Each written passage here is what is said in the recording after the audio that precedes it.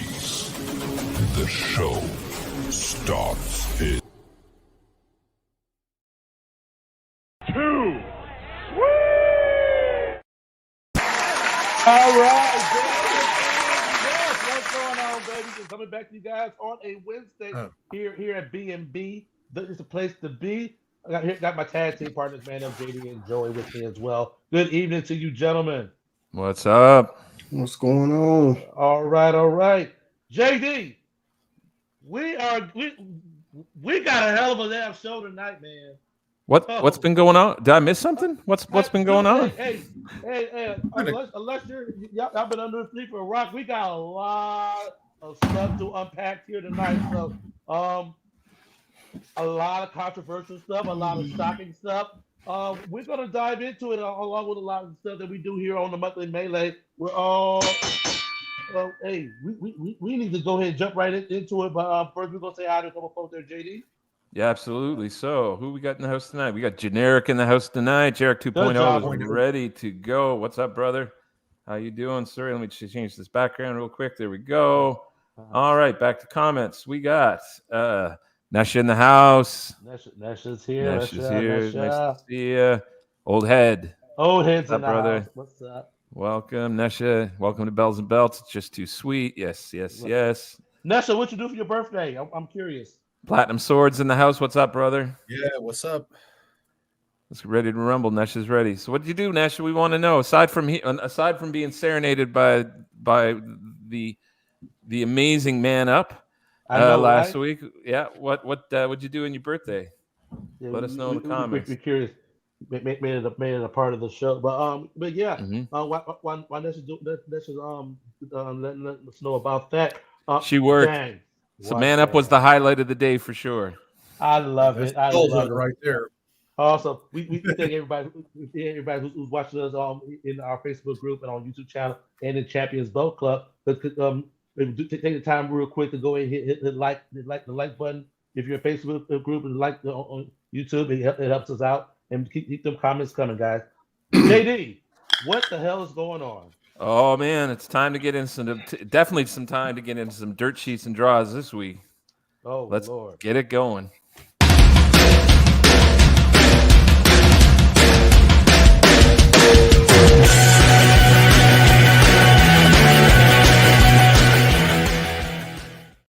Man, I mean, we've had eventful weeks in wrestling, but this has got to be a record. Here's the thing. You guys know us here at Bells and Bucks.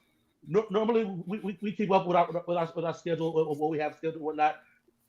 And we're a little behind, but we save all of our stuff for the Monthly Melee. So this is our time to cover what is going on in the current landscape of professional wrestling. And JD, what's item number one?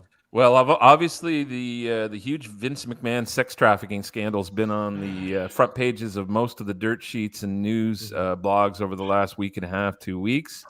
Former WWE employee Janelle Grant has come forward with after she was the woman that received, just to back up, she's the woman that received the $3 million non-disclosure agreement with Vince McMahon earlier in the year.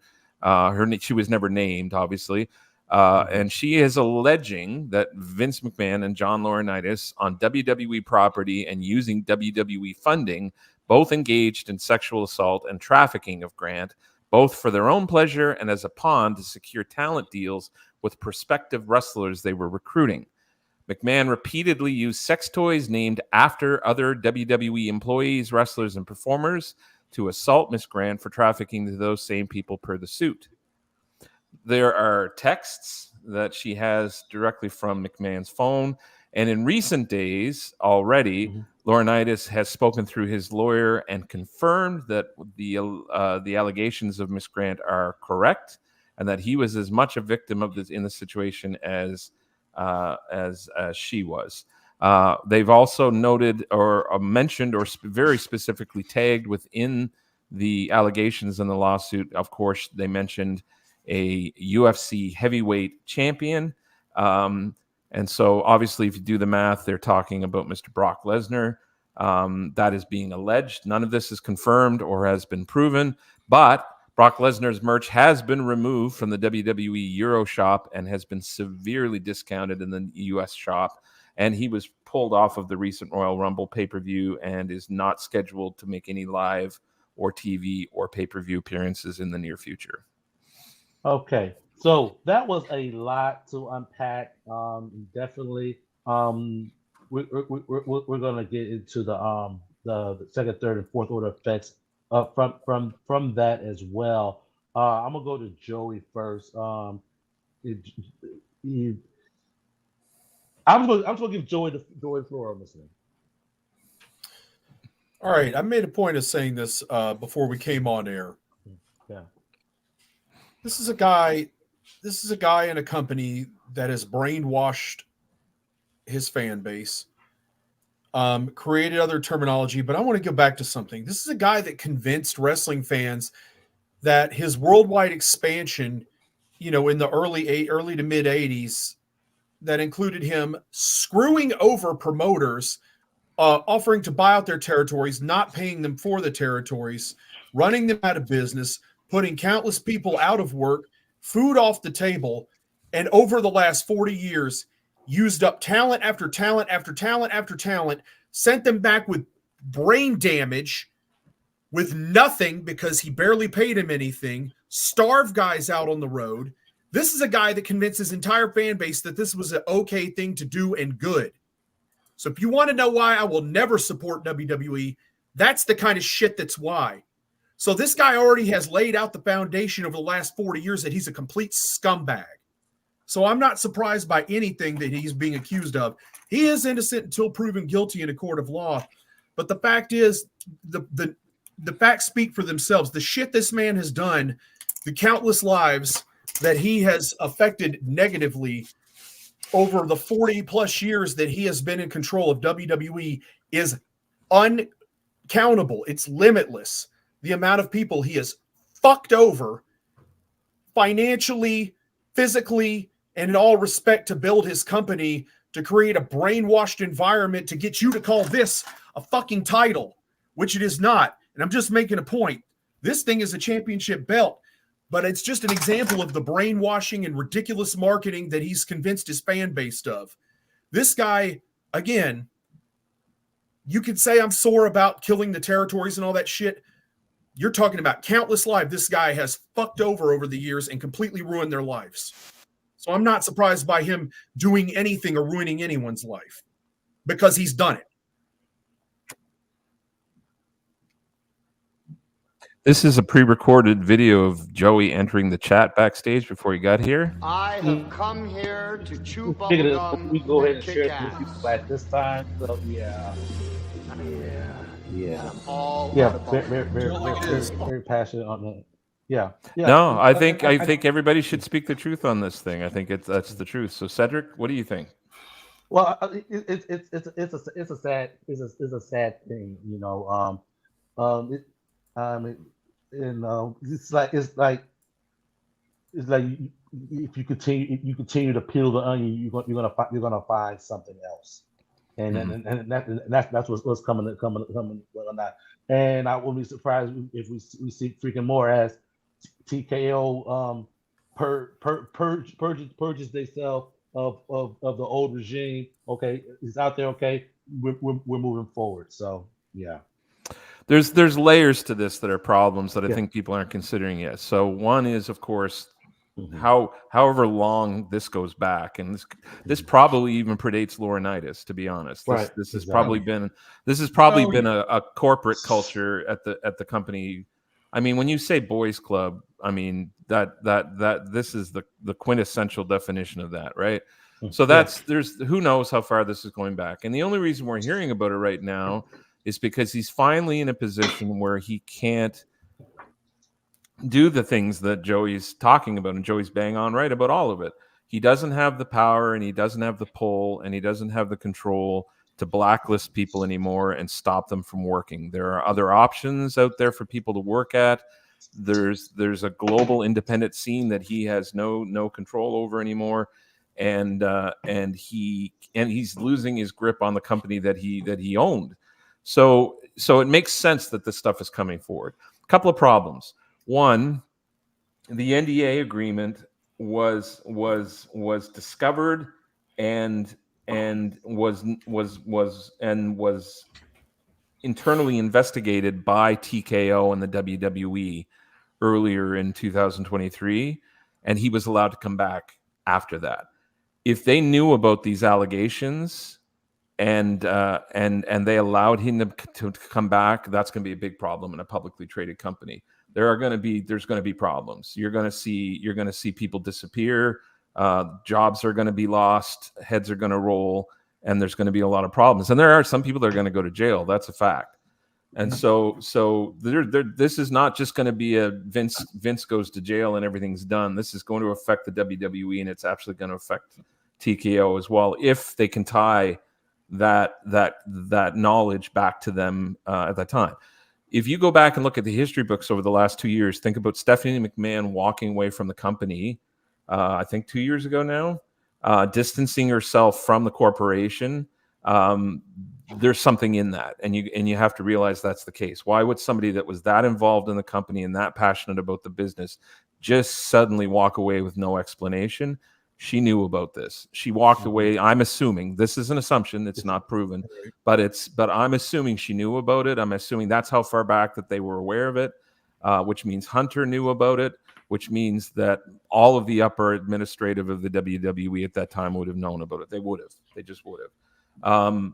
Kevin Kelly, or not Kevin Kelly. What's his name? Kevin Dunn. Kevin Dunn. Thank you, Kevin Dunn.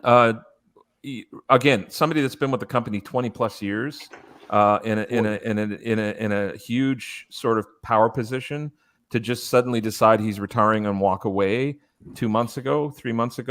It's now in hindsight, knowing these allegations, the timing is really suspect. And already now he's allegedly he's been fingered in the investigation, and he's one of the people that they tried to traffic her to. So that's an issue as well. So this has got a pretty far-reaching issue. Brock Lesnar, if this is proven to be true, I mean, he's done. If it proves to be true, his name hasn't been specifically said, but I don't know how many other UFC World Heavyweight Champions they've tried to hire back within the last year and a half. So it's obviously Brock that they're talking about. The fact that he got pulled off of Royal Rumble, the fact that he's not in the world titles picture, the fact that his merch has been pulled off the Euro Shop and everywhere else, that speaks volumes. So, yeah, I think we're in. And Laurinaitis is already, through his lawyer, throwing Vince under the bus and essentially saying, yep, it's all true. I'm a victim as much as he is. How much of that do you guys buy, this whole Laurinaitis is a victim thing? It just looked like, excuse me, it looked like basically cover your ass at this point. It really does, man. I mean, I don't know John Laurinaitis to know whether... Yeah, I couldn't judge his character for sure. Yeah. So, but So yeah, we got Ring Boy Scandal. Anyone Generic 2.0 reminds us of back in the 80s. Look how they covered up Pat Patterson and Jimmy Snuka. Don't be surprised if your favorite wrestler gets named also. Platinum Swords. You can get ready for it because there's names coming. I'm sure that's next. Oh yeah. Stephanie and Shane did the right thing and ran. Yep. They separated from. They didn't want the connection. And Shane and I always thought there was a reason why Stephanie left. Well, I think we know why now.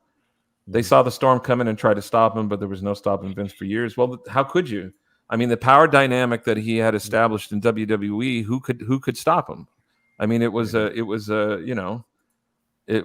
situation where nobody really could. Could be Ronda, LOL. No, Ronda's already coming out saying things about him. Yeah. Brock and Vince are about to be erased, Benoit style. Yeah. And then we got Bannicky. Oh snap! Is that Brian King? Don't know. Welcome if it is. Oh, It's him in the picture anyway. So it is. Welcome, brother. If maybe it it's is just you. one of his fans, but So, man, it's clearly been a long time coming. I'm sorry to see that this young woman got injured in the process. I think it's a terrible thing. I think if Laurinaitis is definitely doing some damage control and sort of curling up in the kitchen, sort of cover my own ass kind of fetal position right now, and I don't. You know, he had a power dynamic over her. He could have chosen to do the right thing. You could say that his job was on the line. I don't think this woman's health and well-being was worth more than his job. So sorry, but Can I say something real quick here? please do. This is what you just said is kind of leading into my thoughts. I've always wondered what take people so long to say something. You know, if you get harmed in any kind of way, it needs to be said right away.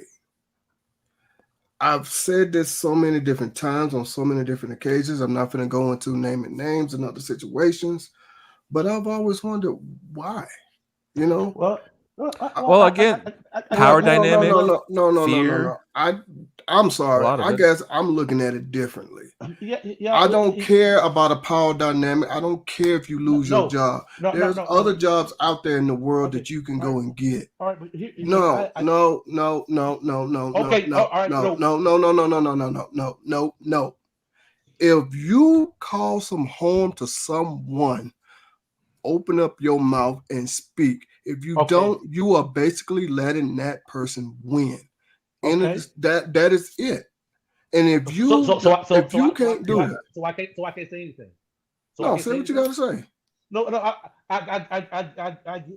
I get that and whatnot, but until you may be wired that different and whatnot, but other people may not. There is the fear factor. There is the fear factor. There's the scare factor. There's all that stuff. What's not? Yeah, everybody's not wired like that. So Well, and it's not. It's also too. It's like if you're this young woman, for example, if you're Janelle and you are a single mother living in an apartment that is being paid for by Vince McMahon in a job that is paying you by Vince McMahon, and Vince McMahon is Vince McMahon, and you're Janelle who lives in an apartment and you're a single mother. Your word against his is not, and it's not right, but it's the way the world is. And so her coming forward until she was in a position where she had concrete evidence and she had the ability to sort of protect herself, it's hard for somebody to come forward and say that. I understand. And for all the years, like if Joey and I were talking about this backstage, for all the years of all the wrestlers that have come forward after the fact and said this guy is ruining people's lives, it's always been the people that were done with wrestling or were done with the WWE, and they always got painted with the sour grape brush, and everybody just discounted what they said because they assumed they were just upset they lost their payday from the WWE, and that's the narrative the company put forward. So people did try to put it out there. It's just that we, the fans and the community and the wrestling community abroad, just didn't support the people that did come out and say something. And then anybody else that wanted to stay with the company and wanted to work with the company didn't say anything because they knew if they did, they wouldn't be working with them anymore. So it isn't right. I'm not defending it, but exactly. That is the culture. I mean, when you've got a person with that kind of control and that kind of power over an entire industry, this is the kind of abuse and the kind of I don't know a better word to use. The kind of just it's evil. I mean, that's the best word to use. This is the kind of evil shit that people do. Yeah. Let me say something else. If you look at the vast majority of like rape victims, the last thing they do is talk immediately. Right. And so there's a reason for that. When you've been abused and put in that position like that, I mean, you look at all kinds of victims of abuse, domestic violence and stuff like that. 9 times out of 10, they don't come forward as soon as it happens because they get, it's an effect on their mind and the way they think. It's unfortunate, but it's hard to understand that unless you're in those shoes. If you've been the victim, 1 out of 10 might come forward immediately and be like, hey, y'all need to see this, what's going on. They may call the police. But if you look at, women that are being domestically abused, women that are raped, men that are raped, stuff like that, 90% of the time, I guarantee they don't come forward immediately. And there's a reason for that. Cool. Okay, let me say this here. I'm gonna say something that personally happened to me. I want to say like in 98, day after Thanksgiving, 1998. Okay. It's great to have you here, man. We love having you commenting too. Thank you. Thank you for joining us. Man Up was a victim of gun violence. Right here, Okay. right here. Okay. While I was in the hospital, I told the police right there, just like that.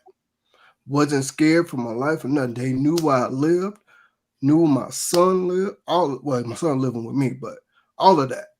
Because if you're quiet, that person is going to keep going and keep going, hurt other people. Say something right now, end it best you can. If you open your mouth and say something, you could possibly save other people's lives. You never know. Speak up. And we all heard that old saying, see something, say something. Speak up.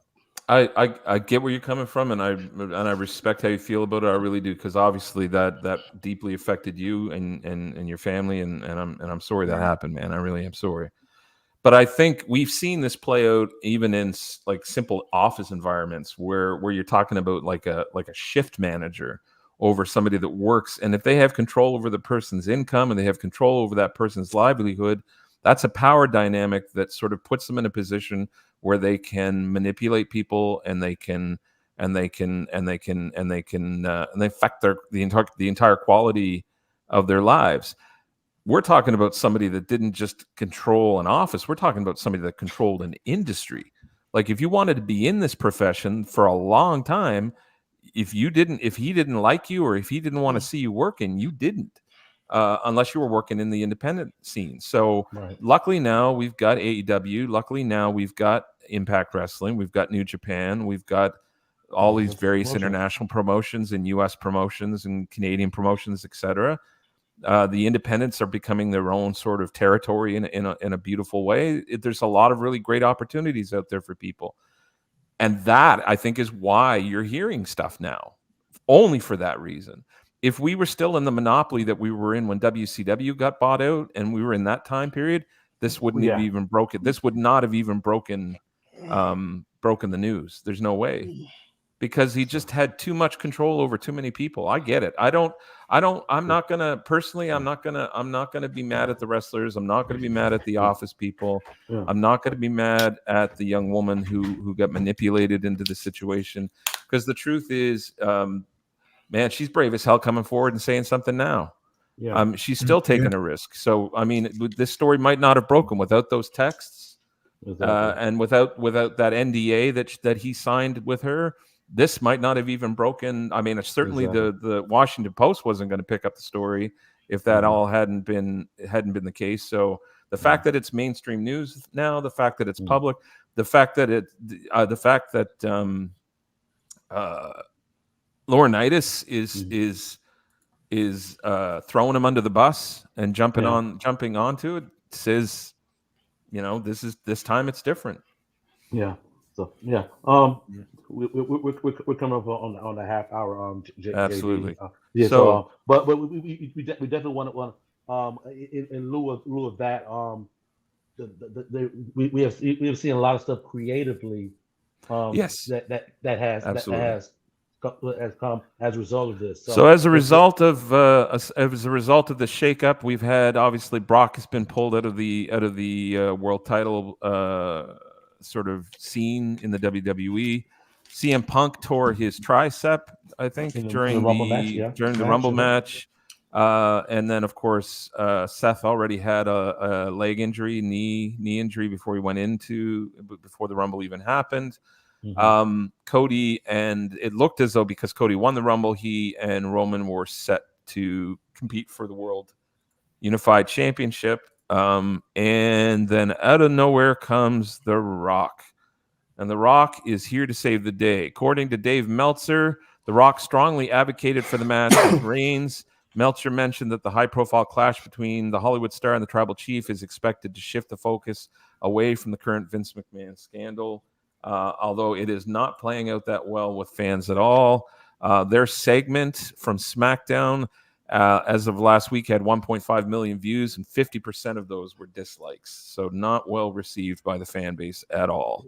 Exactly. Yeah, I guess hashtag we want Cody is been trending for days and whatnot. It was evident in regards to it was truly evident on Raw this past week. And it makes you wonder because they haven't came out and officially said it's on. It points that way. I guess a lot of stuff will be made clear tomorrow at this press release or press that they're having in Vegas. So it's interesting. It's interesting as I was watching Raw this past week. And Joey tends to disagree with me on this one and whatnot.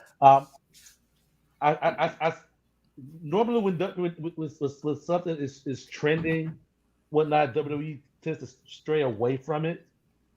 But it seemed like WWE was they were trying to get out in front of it, and they were acknowledging it during the show itself.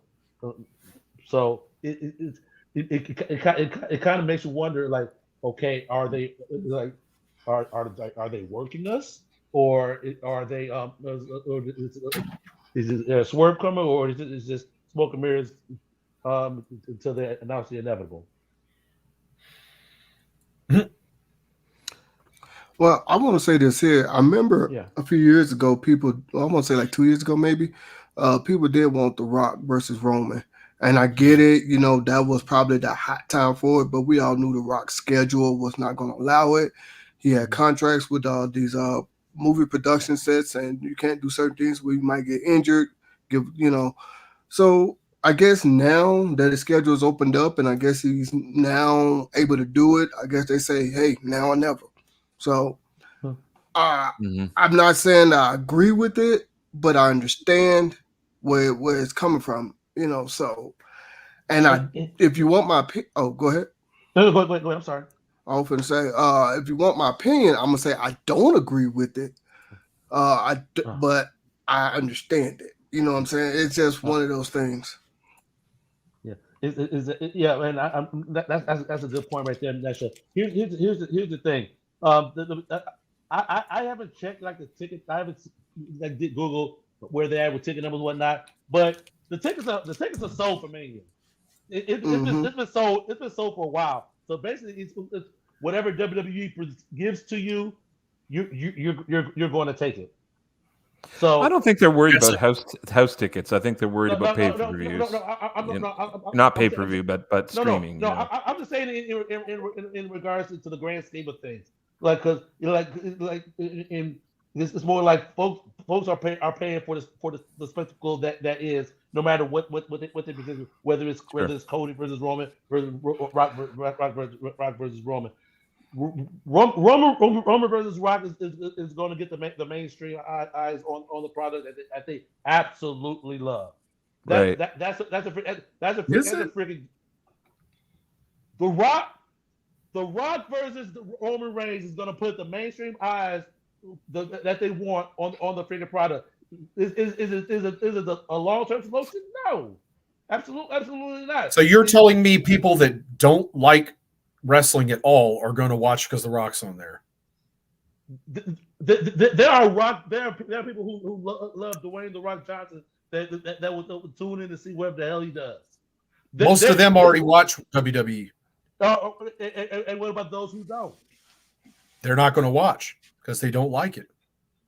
I don't think he has this incredible fan base that doesn't watch WWE. I think people watch his movies because they're goofy and entertaining. But let's be honest, and I'm sure Jason will agree with this, The Rock has very little actual acting ability. His movies are entertaining because he plays the same character in all of them himself. Wonderful. All right, Joy. Here's the grand scheme of things. I'm not saying they're not successful, but that's not. No. Listen to what I'm saying. WWE cares about that number right there. That's bottom line. If they can reach on the conservative side 1% of his 396 million followers of just off of Instagram alone. They're probably people that used to watch WWE and don't anymore. A lot of them. Here's- They'll come back and watch one show and then they'll be gone. Besides, hang on now. I think I see what Cedric is saying. But besides the numbers, I don't disagree with you, Cedric. I'm not going to disagree with you on the number thing. Here's my problem with the way they're booking it right now, though. The problem is that they're making the world championship that Seth is carrying look less valuable than it is. Yeah, it does. But they are, because of the way they're booking it. They're making him beg Cody for a match. Exactly. So that I don't get that at all. So that lessens the championship in the public's eyes. Two, Seth is diminishing the Universal title and throwing that under the water and saying that that's the Hollywood title and that it's not the Workers' Championship. So they've essentially in the program, because they put so much heat and so much focus on Roman over the last 2 years to make him the man. Now, any other wrestling match besides his looks like a lesser than match. So anybody, so this is the way they've booked it. So now, if Cody doesn't choose Roman, every other match on that card looks like a lesser than choice than Roman. So now you got Seth coming out on national TV and throwing the Universal Championship under the bus and saying that's not valuable because it's being defended by somebody that wrestles every 3 months, which he's not wrong. And so now the World Championship, even though it has no lineage or pedigree, sorry, I'm going to be a belt nerd. Even though it has no lineage and pedigree, is he's saying that's the valuable title, and it isn't, by the way. Just to be clear on this, and I'll say it to everybody, I'll say it loud to the people at the back of the room. The Universal Championship is the lineage belt now. Yeah. It is not the World Championship that Seth Rollins is carrying. That is a one-off, self-created title.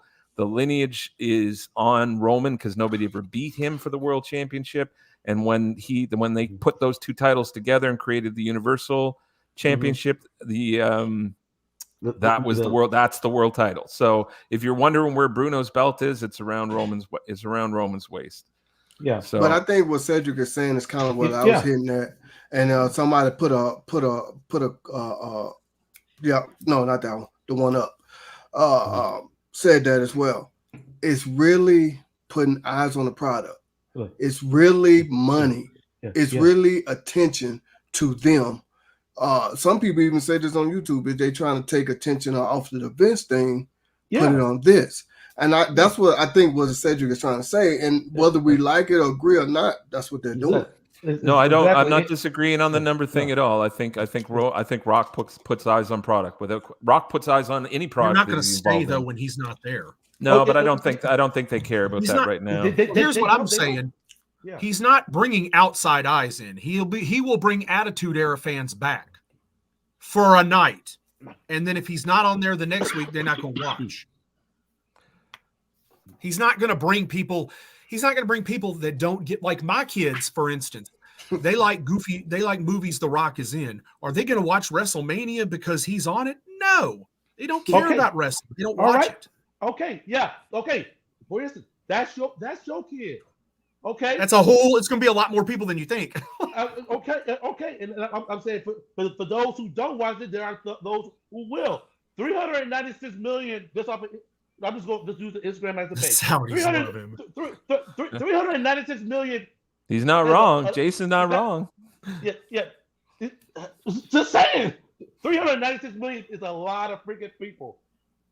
If 10% tune in to WrestleMania, if 3 million new eyes just appear, just watching it WrestleMania just for that one night, they really is going to see that as a win because the 3 million new people have watched that. If they choose to leave after a freaking month, okay. But they won't even be a month if he's not on the next show. They ain't going to be there.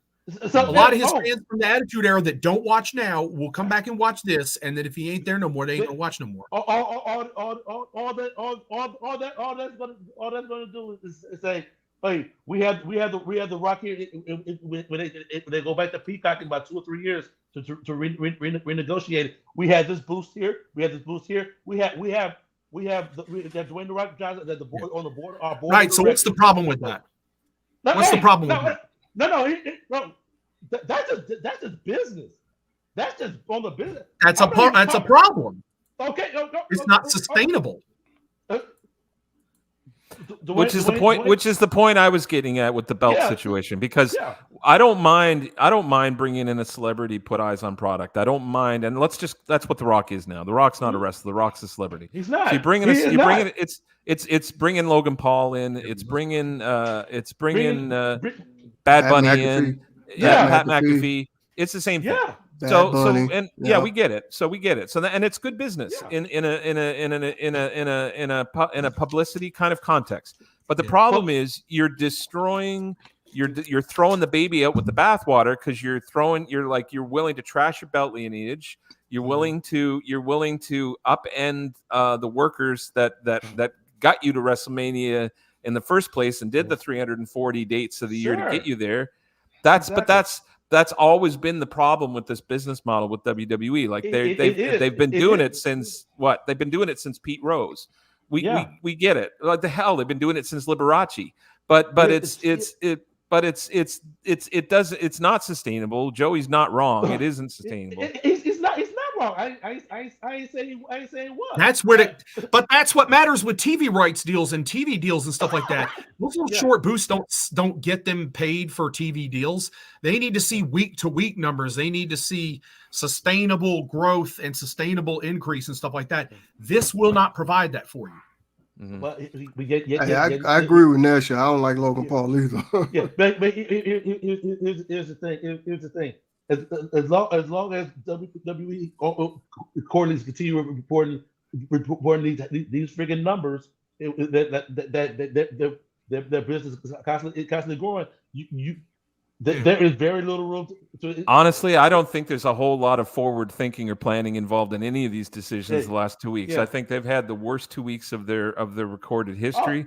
And I think they know there's worse weeks coming. So I think a lot of this is just pull eyes off of the news and focus on bigger things, put a few big names out there and hope that nobody watches the news. Okay. So, all right. We got to keep the party going. We're at 42, Jay. All right. Let's get off WWE for a minute. We got some big news obviously happening over in TNA Impact. We're a little bit behind the 8 ball on this news, but we did have a rebranding at TNA Impact there 2 weeks ago. And the branding happened actually in the new year, but we had a belt release happen a couple of weeks ago. We had a release of the new World Championship, X Division, Digital Media, World Tag, Knockout World, and the Knockouts World Tag Championship. We've talked a bit about this. For me, the Digital Media belt was the breakout star of the whole new group. I love that belt. I think it looks fantastic with the double plating, and it's at the top of my list. Yeah. What about you guys? What are you getting done first, I guess, is the question. Oh man, I could definitely dig a dual player X Division, man. I really can. There you go. I can really dig that, but that world title is awesome as well. What about you, Joey? Just stay tuned to Bells and Belts and you'll find out. Ruh-roh. I like Moving that. on, we'll save that for another day. We of course had the Hard to Kill pay-per-view that took place in the new year. It was the first breakout pay-per-view for TNA with their new branding and new logo and the new championships. I got to check it out. Joey, I believe you checked it out as well. What do you think? Joey did an awesome review on it, actually. On Yes, the he YouTube channel. did. So Yes, y'all he check did. it out. Yeah. It was a great pay-per-view. That's one thing they really succeeded in with this show. Overall, there were some things that probably weren't as great as others, like the PCO and Dirty Dango match turning into a 6-man tag. But honestly, it turned out pretty good. You got Rhino up in there, and you can't really go wrong with that. There was some fun stuff there. Overall, top to bottom, really good. Can't say enough good things about Josh Alexander and Alexander Hammerstone. Wow, that was a banger in my opinion. Like, I think that's probably the best I've seen Hammerstone ever. That's what I was going to say. Joey. like you expressed to me that like you weren't the biggest Hammerstone guy. You didn't see it. He definitely tripped up. He definitely Oh, put that in a was a good great performance. match. Mhm. That to me was the show stealer of the night. Was those two going at it. Probably the best match I ever saw Trinity in TNA was this one, getting her ass whooped by Jordan Grace. She had to sell a lot and stuff like that. I mean, we'll get into that in a minute, but I'm Yeah. just saying, overall, that's probably the best she looked. Jordan carried her through and just really threw her around like a rag doll and put her in all her moves and stuff like that. And then I want to point out the match with Alex Shelley and Moose was really good.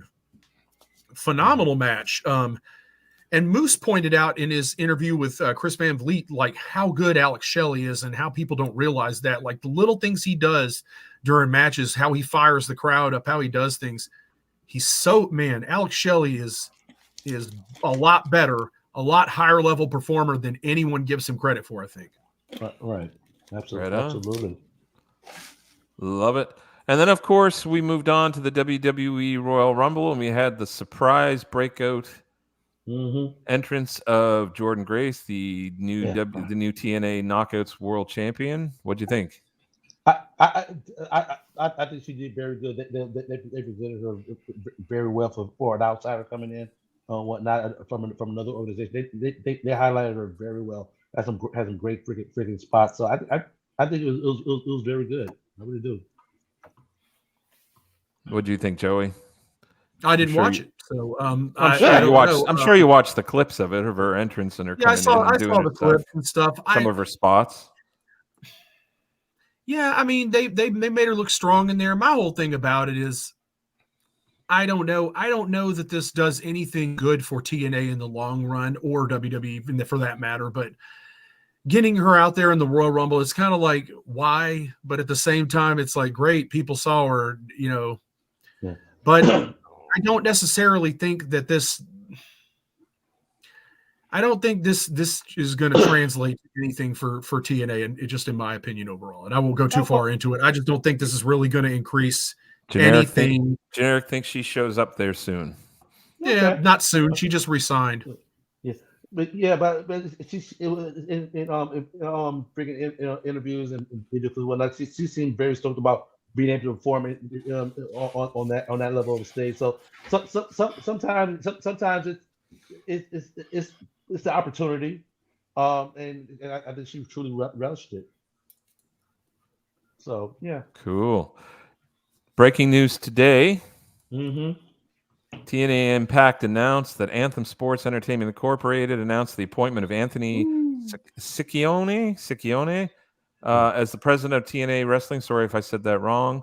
The move aims to further integrate TNA Wrestling into Anthem's entertainment group, of which Mr. Ciccione is the president, leveraging the entire company's resources to add more value in areas including production, distributing, marketing, viewership, customer acquisition, digital revenue streams, ad sales and sponsorship, digital tech operations, and more. He replaces Scott D'Amore, whose contract with Anthem has been terminated. Strong language. This is breaking news, and this came out within the last couple of hours. I'm gonna use the Joy on this one because I'm curious to see the fallout, if any, from this. Being that Scott D'Amore really worked his ass off to build up TNA to be from where they've been to where they are now. And from what I understand, this new guy doesn't have a wrestling per se background. So I'm curious as to see what TNA in 3, 6, 12 months is going to look like. Will it change dramatically? Yeah, I'm curious. Joey. So I don't know. I mean, am I hurt that Scott D'Amore's not there? Not really. I'll say this.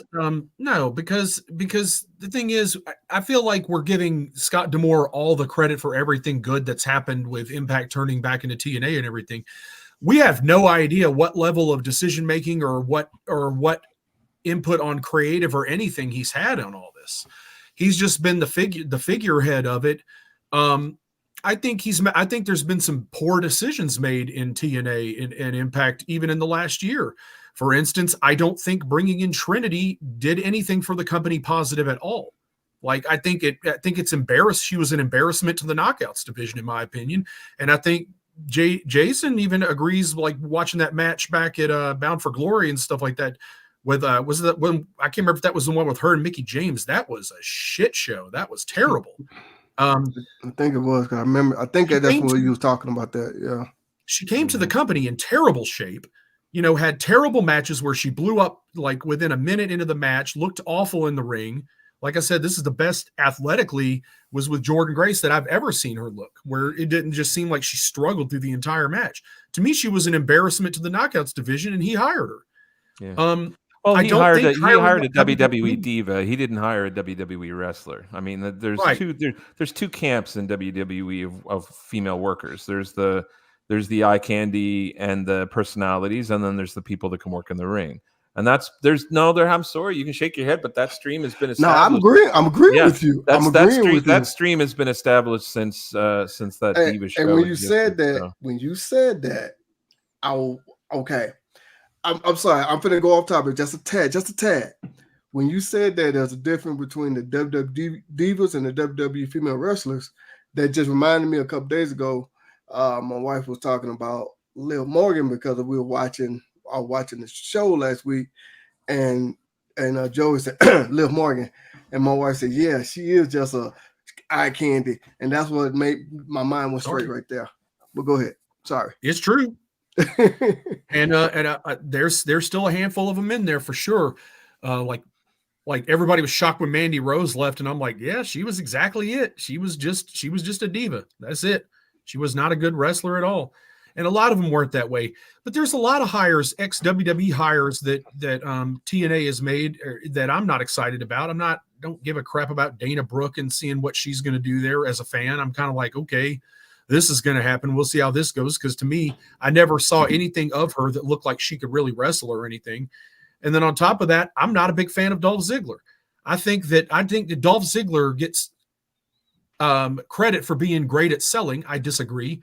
I think Kurt Hennig was great at selling. I think Dolph Ziggler does a comedy version of what Kurt Hennig did. Over the top, overselling too much, just looks like a comedy act. And that's why he made it as far as he did. Because he was a really good punching bag on WWE. And that's the limit of everything he accomplished in the company. He was a good punching bag. He was a good crash test dummy. He looked good getting the hell beat out of him, but not really. Like he just oversells everything. It's like the way The Rock sold the Stone Cold Stunner. Do we really think that was good? Because it really wasn't. Like pushing himself up, doing a handstand, flipping his body over and stuff like that. It looked like a joke. It's just funny. And to me, can you really sit there, and maybe you don't know, but go back and watch. Can you compare somebody like Dolph Ziggler to somebody like Kurt Hennig in terms of selling? No, for two reasons. One, because Kurt always presented himself as a legitimate threat in the ring. So like he sold, but he also had a credible offense. So when he got it in just as good as he got back, and he understood, and so did Ric Flair, and so did most of the people that did, I mean, until he started doing that over the rope flip walk across thing, a lot of his sells were pretty good. And you have to have a balance in that. You can't just be a punching bag and flip around the ring and take bumps for everybody. You've got to get some in too, or there's none of your stuff is going to look credible as a result of that. So I agree. So that's what I'm getting at too. Is if this is what Scott D'Amore thinks is good, if he's responsible for these hires, maybe he should be gone. We don't know. So. I'll tell you this one thing people are not considering behind the scenes, and it can change for sure. One, traditionally, TV executives don't make great directors of wrestling companies. Jim Herd. Two, Scott D'Amore owns most of the Central Canadian independent scene. I mean, he owns it. He's so like most of the talent pool they're pulling from, except for the big names in TNA right now, are coming out of that scene. So that means they're going to have to almost overnight, they're going to have to reconfigure sort of where they're going to draw talent from and where they're going to sort of work from with the company. That's a big change. Two things that language they used in the press release today. His contract was terminated. They literally, the guy said in another news release that he was there for 2 pay-per-views, or a pay-per-view and an event, and then they terminated his contract. So there was no long-term sort of like Scott's there in creative, and he's there in the position of president, and there's a nice sort of gradual transition. This is the language of that says this was not a amicable decision. This is not something that was comfortable for the company. So it'll be interesting to see how they pivot off this. Will they be able to sort of keep what was working and change what wasn't? And is he going to be one of the first TV executives in history to actually do this properly? We'll see. There's a lot of good people working there too, in creative and behind the scenes with Dreamer. They got Lance Storm is back. There. Lance Storm, yeah. Lance Storm's a producer, yeah. So there's a lot of guys behind the scenes. I think D'Lo Brown's still behind the scenes as a producer. Geez, where have I heard that from? Oh yeah, AEW. Never mind. Anyways, well, there's a difference in the way that's received in TNA. Like, absolutely. You got Gail Kim, by the way, who runs the Knockouts division. So do they stay? It does make you question a lot of D'Amore's guys like Kushida, the Motor City Machine Guns. There's a lot of talent on that roster that is D'Amore, people that came from Cody Deaner, lots of guys that came from D'Amore's camp. Do they stay long term, or what happens with that? Because we don't know. There's still, if those guys are still there, if Chris Sabin's still involved in a lot of these guys, and they still have a connection to a lot of the talent and a connection to a lot of things. So I guess we're going to find out. And it does make you wonder, was there something D'Amore did that they caught that pissed them off and they decided that was enough? Kind of stuff we won't know unless they say. Or unless Scott comes forward with some of the stuff later on, which is probably going to happen down the road. So that gets us off current news. And actually, we got a few minutes left. So I thought I would give. I think Cedric has something he'd like to show us this week. So let's go on to Belt of the Month.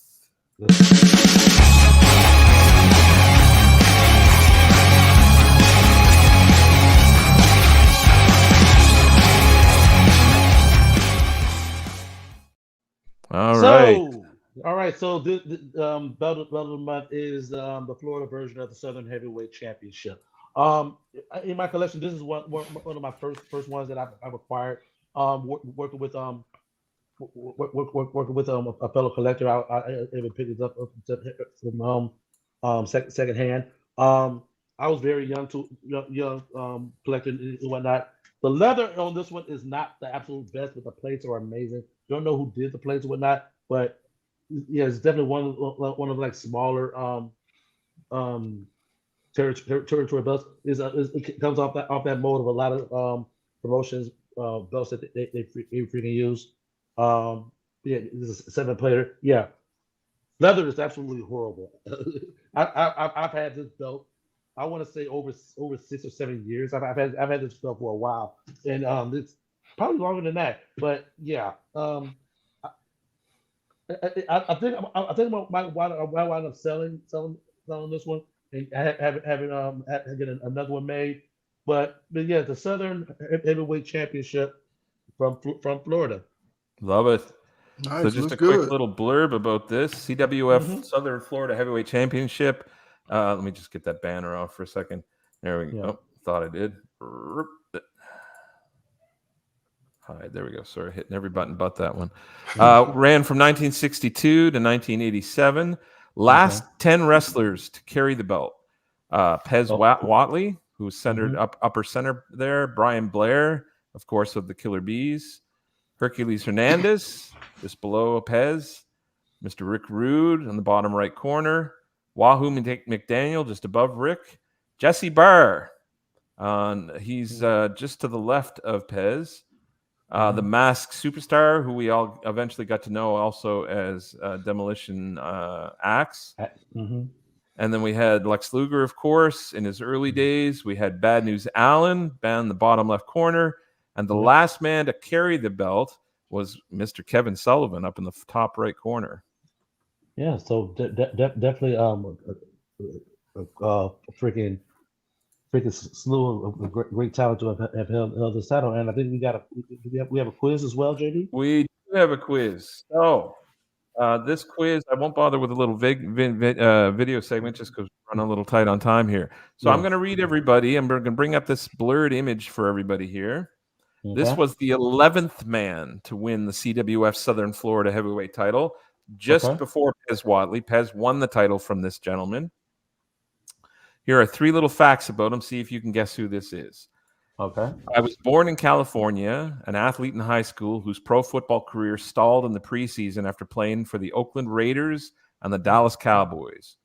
Before long, I found a different path and trained to become a pro wrestler under Stu Hart. And eventually I debuted in Hart's promotion, Stampede Wrestling. During this period, I also ended up marrying one of Stu Hart's daughters. I debuted for Stampede Wrestling in 78 and eventually branched out to promotions like New Japan and Mid-South Wrestling, where I captured tag belts with Butch Reed. In these early days, I was often billed as the Animal. That changed when Stu had me compete in a strongman exhibition in Calgary. I know it is. Promotional stunt. I was successful in the competition and earned a new nickname in the process. One of the strangest moments of my career came in 1996 when I returned to WWE under a mask as a comedic jobber named Who. Hiding my identity behind a lucha mask that actually looked pretty cool. Who was mostly fodder for the commentators who to make Who's on First jokes. Who wrestled 5 matches on television, losing every single time, but I did win my final match, which happened at a house show. Okay. Who am I? I think I already knew. I think I know. In the audience that got this right. Let's see. Nice job. The audience got it right. Yeah, I knew it before they put it up there. Nice. Absolutely correct. This night, it is none other than Jim the Anvil Neidhart. Yeah. He was the 11th man to hold the Florida Heavyweight Championship. Awesome. There you go. He got his beard from me. Just so you know. He stole my idea. Absolutely. Well, gentlemen, right now. that covers a lot of stuff in an hour, man, and I'm sure we'll be talking about some of this stuff again in the future. So we'll just put a pin in it for night. Exactly. We appreciate everybody's comment, everybody participating. On everything that we covered. That we unboxed a lot of stuff tonight. So yeah. And I'm sure almost everything we talked about is going to be an ongoing story that we'll be addressing over the next couple of months. So I was just thinking as you were saying that it's been over 30 years. I tried to tell everyone about Vince McMahon. Just tried to stop me from opening the Wrestlers Union. I had to leave. Emotional damage. Just gonna leave it at that. And with that being said, yes, exactly. With that being said, I needed that laugh. Thank you. What do you need to tell them there tonight, man up? Yeah. Oh man, y'all like today's show? What y'all got to do if y'all want to see more of this? Y'all got to go on over to YouTube, Bells and Belts. Y'all see that logo right above. Oh, thank you, that's Cedric. Right above Jason's head. When you see that logo, you in the right spot. Other way. But yeah, but when you see that, click on that. Subscribe. Okay, you can't get it wrong now. Click on that. Subscribe. Make sure you like today's show because we do more than just these 1-hour shows. We do live events.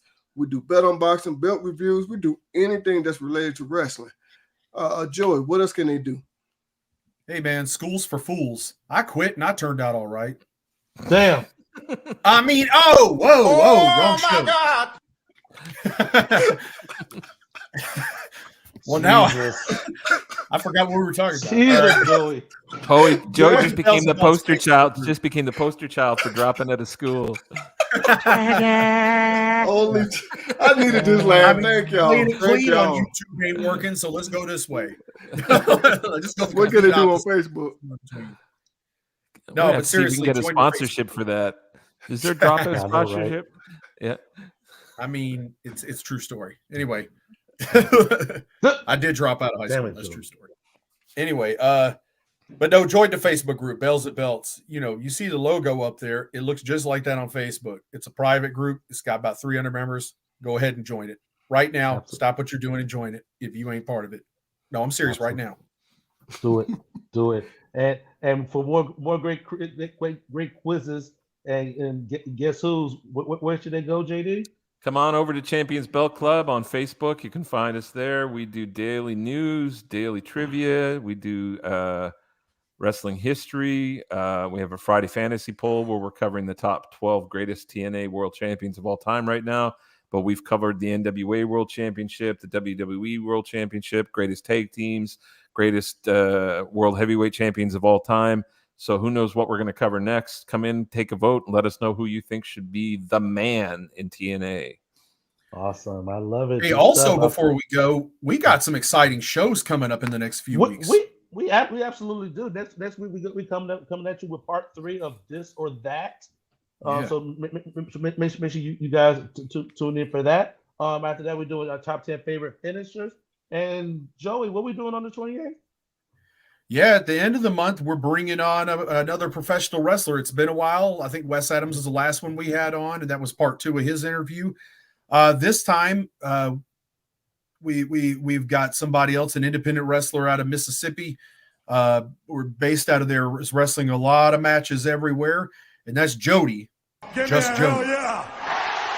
Hell yeah! And we're gonna be calling it in the ring with Just Jody coming up on February 28th, and I'm Right on. excited to do that. She's a really cool person to talk to. I think we're gonna have a lot of fun on here. Awesome. Exactly. So we got a full slate for you at Bells and Belts. Y'all did the right thing by tuning in this week. Come back and join us each and every week right here at Bells and Belts. You know.